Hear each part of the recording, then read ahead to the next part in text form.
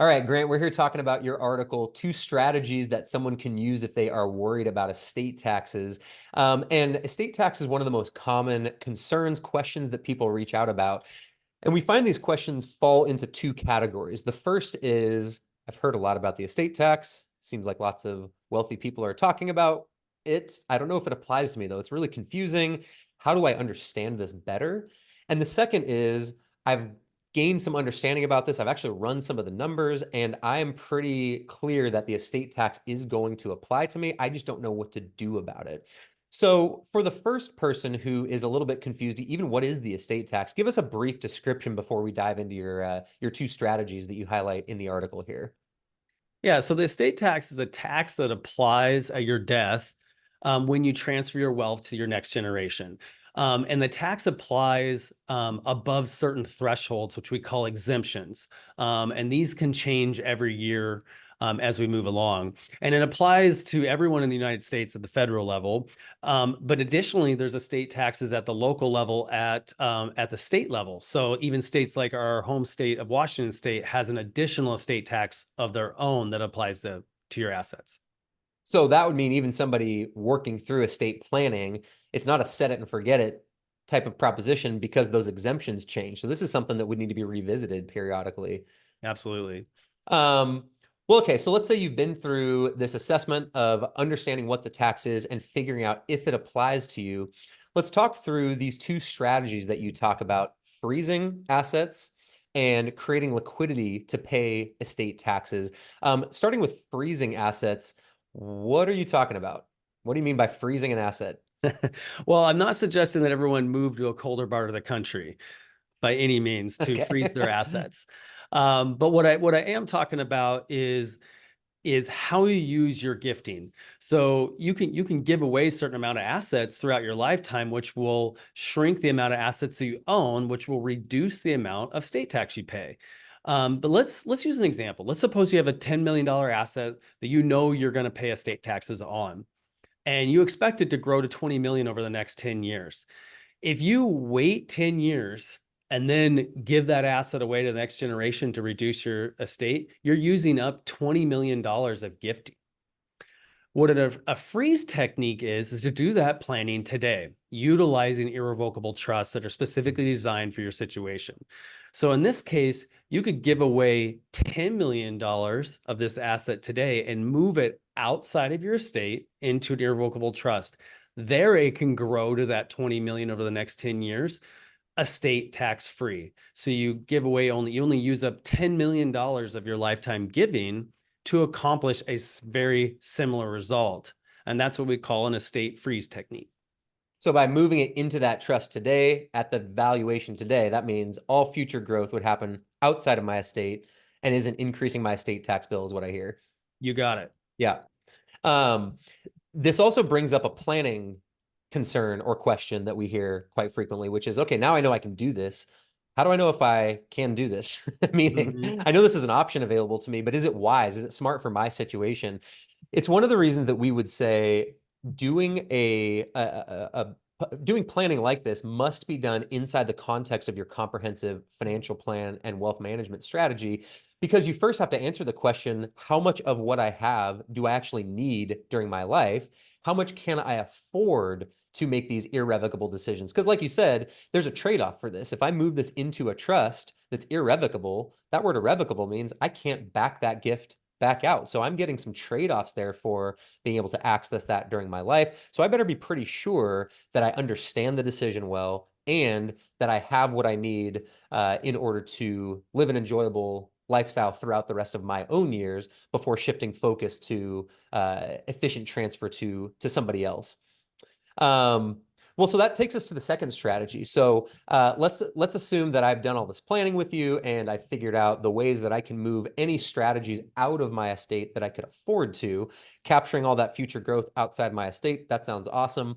But if I figure out that either based on need, I need a certain amount of assets in order to live my life, or just preference, I don't like the idea of giving up control of my assets, or I'm not willing to accept the trade-offs.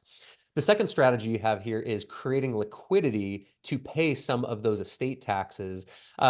So really, this is going to combine a couple of things. The first is doing some math. and some projections. It's figuring out, based on some life expectancy, what do I think my future estate tax bill is likely to be, and then setting funds aside to pay those. The combination of strategies here is an irrevocable trust. In this example, we call this an irrevocable life insurance trust, or ILIT for short, and a life insurance policy. Why this combination? Well, the trust, like you mentioned, helps with estate taxes, but it's not going to shield me from income or capital gain taxes. When I combine that with a life insurance policy, the life insurance policy is going to pass income and capital gain tax free. But if it's sitting inside my estate, it's going to be subject to estate taxes. So this powerful combination can be a good one for folks to consider when they want to avoid all three of those taxes: estate, income, and capital gain taxes. So with that brief overview, Grant, you put this chart in the article to talk about the impact that combination can have. So I'm going to share our screen here, and we'll take a look at this together. So if somebody is looking at this strategy and curious about the impact that it can make tax wise, what are we looking at here, and what does this tell us? Yeah, so when you look at this chart here, we really want to compare and do our homework. We want to look at, is this combination of investing the money into life insurance inside of this trust so we can get income, capital gains, and estate tax free treatment? Is it worth it? Is it a viable use of money? And so that's what we're looking at here. So we're going to look at, if we invested $1 into the life insurance or an alternative investment asset, what is going to be the tax equivalent payout so that we can know, is this a worthwhile investment? So if we look on the screen here, I'll explain this. We look at age 90, you can see 6.58. That's the rate of return on death of the life insurance policy. And this is from a real case that we did on a couple. And so what that's saying is this person invested dollars and gifted into that trust, put in that life insurance, and based on the dollars they put in, it paid out X. When you figure out that average annual rate of return, net of everything, was 6.58 per year. So that's what that number is saying. So, but remember, then we have to look at, okay, but it's tax free. So that has another impact to it. So if we invest in a stock account inside the trust, as Josh was saying, then we're going to have taxes we have to pay on that. So that reduces the rate of return that you get on that asset. So we want to look at what's the equivalent here. So 6.58 in the life insurance. Let's just suppose we invested in a taxable investment and paid about 25% in income taxes rate on that. You would have to earn 8.77 per year to your age 90 to get to the same spot. Now, when we bring in the effect that the trust combined in there when we bring in the trust to avoid estate taxes, now if we get rid of the income tax and the estate tax, we'd have to have 14% or more per year return in order to get the same spot that the life insurance did. So in this example, the life insurance is a pretty powerful asset that is not typically subject to a lot of market risk, has a tax-free payout. It's a reliable asset as well, with not a lot of market risk in it as well. And it gets those types of tax equivalent returns. In this case, a pretty powerful way to transfer wealth efficiently and effectively for this couple.